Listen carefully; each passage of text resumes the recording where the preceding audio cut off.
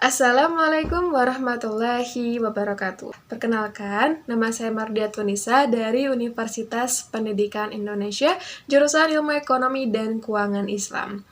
Nah, jadi nih teman-teman, di hari ini, di tahun ini, dan di waktu ini, saya tuh lagi menginjak semester 5.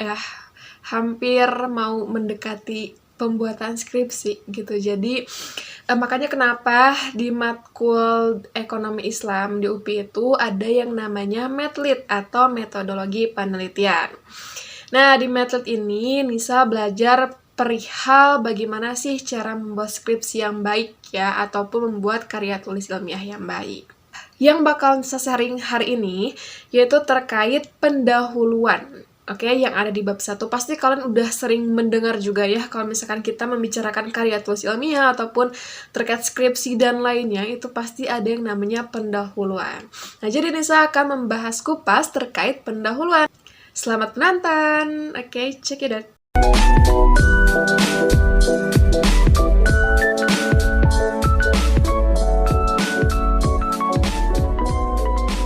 Oke, nah di pendahuluan ini ada hal-hal atau poin-poin penting yang bakal Nisa jelaskan. Yang pertama nih ada yang namanya latar belakang. Kedua, identifikasi masalah. Ketiga, pertanyaan penelitian. Dan keempat, ada tujuan penelitian. Oke, langsung aja nih ya ke pertama. Yang pertama ini ada yang namanya latar belakang. Di latar belakang ini kita akan membahas perihal konsep dan juga variabel. Yang namanya konsep itu adalah simbol dari adanya suatu fenomena.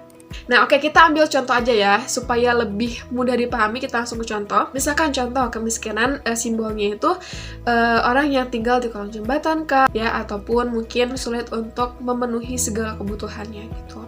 Nah, itu adalah simbol-simbol dari adanya kemiskinan. Nah, lalu apa itu variabel? Nah, variabel ini adalah konsep yang memiliki variasi nilai, baik secara kuantitatif maupun secara kualitatif. Seperti contohnya itu terkait pertumbuhan atau peningkatan dari kemiskinan. Nah, itulah yang namanya konsep dan variabel. Di konsep sama variabel ini akan dibahas dalam latar belakang. Oke, kita langsung aja masuk ke poin-poin penting dalam latar belakang. Jadi ada 5 poin penting yang memang harus ada nih di latar belakang dan gak boleh gak ada sama sekali. Tapi boleh lebih dari 5 poin penting ini. Yang penting harus ada, intinya wajib 5 poin penting ini ada di latar belakang. Apa aja itu? Yang pertama ada masalah. Kedua, data empiris. Ketiga, urgensi. Keempat, aktualitas. Dan yang kelima, pendekatan pemecahan masalah. Oke, mari kita bahas satu per satu lagi. Yang pertama ada yang namanya masalah. Nah, apa sih itu masalah? Masalah kalau dalam pengertiannya itu adalah gap antara idealitas dan juga realitas, ataupun adanya perbedaan antara teori dan juga realitasnya. Nah, contohnya seperti apa sih? Nah, contohnya itu misalkan kita ambil lagi dari kemiskinan. Idealitasnya ya, seharusnya kan kalau dalam Islam sendiri yang namanya sumber daya alam itu harus bisa dibagikan secara rata atau semuanya itu berhak mendapatkan sumber daya alam atau kesejahteraan. Nah, tapi ini realitasnya atau pada kenyataannya gap antara yang si kaya dan si miskin itu jauh banget. Nah, itu kan berarti ada ketidakseimbangan untuk pembagian sumber daya alam yang ada atau sumber kekayaan yang ada. Nah, itulah yang akan menjadi masalah.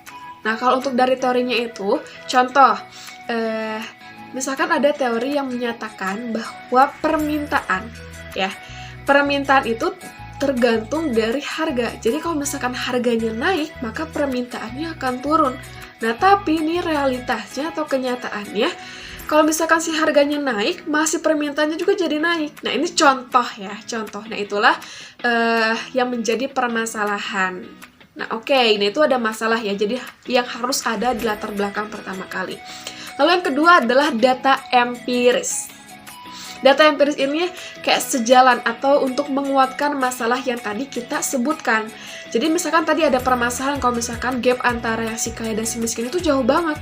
Nah, apa buktinya? Harus kita buktikan dengan data empiris. Misalkan kita ambil dari data statistik Indonesia bahwa ini loh kekayaan di Indonesia itu atau masyarakat yang kaya itu sekian persen. Terus yang masyarakat yang miskin itu sekian persen gitu dari segi pendapatannya gitu.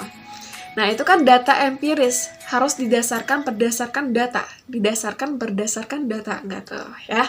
Jadi masalah itu harus kita perkuat dengan adanya data empiris tersebut. Oke, lanjut. Ketiga, kita masuk yang namanya urgensi. Ya, yang namanya urgensi. Jadi, kita tuh meneliti harus ada urgensinya. Apa sih dampak positif kalau kita meneliti gitu?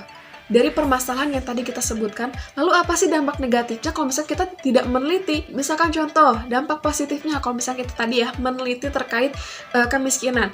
Mungkin dampak positifnya itu nanti bisa mendapatkan solusi, atau dari permasalahan yang kita identifikasi tersebut, kita akan menemukan solusi, yang mana solusi itu akan mengurangi gap antara si kaya dan si miskin. Nah, terus dampak negatifnya apa kalau misalnya kita tidak meneliti permasalahan itu? Dampak negatifnya misalkan mungkin gap antara si kaya dan si miskin itu semakin jauh. Nah, itu jadi ada urgensi ya. Ada hal yang penting. Kenapa kita harus meneliti permasalahan tersebut gitu. Nah, lalu yang keempat, itu harus ada aktualitas atau literatur review. Jadi kita harus tahu apakah di penelitian sebelumnya atau penelitian terdahulunya udah ada nih penelitian yang membahas terkait permasalahan gap antara si kaya dan si miskin. Nah, jadi kita tuh harus bisa identifikasi, jangan sampai penelitian yang akan kita lakukan ini sudah diteliti sebelumnya.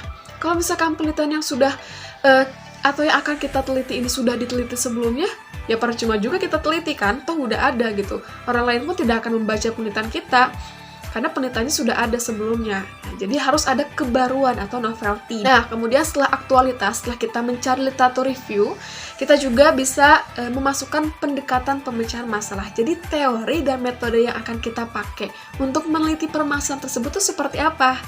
Ya, misalkan metodenya secara kuantitatif kah, terus teorinya dari teori Keynes, contoh ya. Jadi harus ada penjelasan secara singkatnya di latar belakang tersebut. Kalau kalian ingin menambah dari 5 poin tadi, itu boleh-boleh aja, asalkan 5 poin tersebut harus tetap ada ya di dalam latar belakang. Oke, nah itu sudah kita bahas terkait latar belakang. Lanjut, kita akan membahas terkait identifikasi masalah. Nah, apa sih itu identifikasi masalah?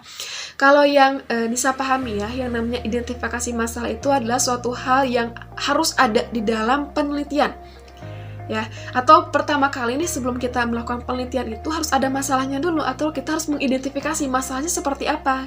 Jadi harus secara rinci, masalah seperti apa yang bakal kita bahas, terkait masalah apa ya, masuk ke dalam kategori apa masalah tersebut. Nah, itu harus ada. Lalu yang ketiga, kita akan masuk ke pertanyaan penelitian. Nah, jadi yang namanya pertanyaan penelitian itu adalah suatu hal yang ingin kita jawab dari penelitian yang akan kita lakukan.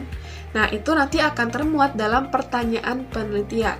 Nah, bagusnya kalau pertanyaan penelitian itu ditulis dengan secara spesifik, ringkas, dan juga jelas. Dan bagusnya juga yang namanya pertanyaan penelitian ini tuh sejalan dengan rumusan masalahnya.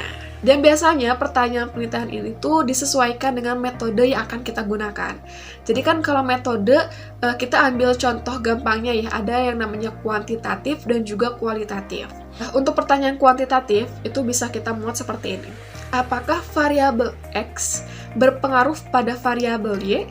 Nah, itu kan bisa kita jawab dengan iya atau tidak. Nah, itulah yang akan menjadi pertanyaan dari metode kuantitatif.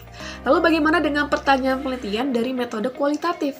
Seperti contoh, bagaimana variabel X ini berpengaruh pada variabel Y.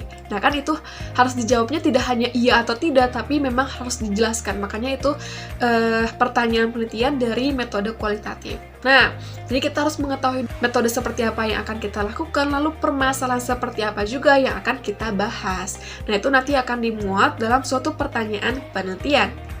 Lalu yang keempat atau yang terakhir ini kita akan bahas perihal tujuan penelitian. Tujuan penelitian ini tuh membahas perihal apa sih yang bakal kita lakukan dari penelitian kita tuh. Seperti apa? Misalkan kita itu ingin menganalisis atau ingin membuat kebijakan baru. Nah, atau ingin membuat suatu produk tertentu. Jadi, output ya, bisa dikatakan output yang akan kita lakukan dari penelitian kita tuh apa gitu, agar nanti permasalahan tersebut tidak terjadi lagi. Nah, seperti itu. Nah, jadi itulah sharing session yang bisa bahas perihal pendahuluan, yaitu ada latar belakang, identifikasi masalah, tujuan penelitian, dan pertanyaan ya, maksudnya pertanyaan penelitian. Semoga bermanfaat ya, dan sampai jumpa di next video. Wassalamualaikum warahmatullahi wabarakatuh.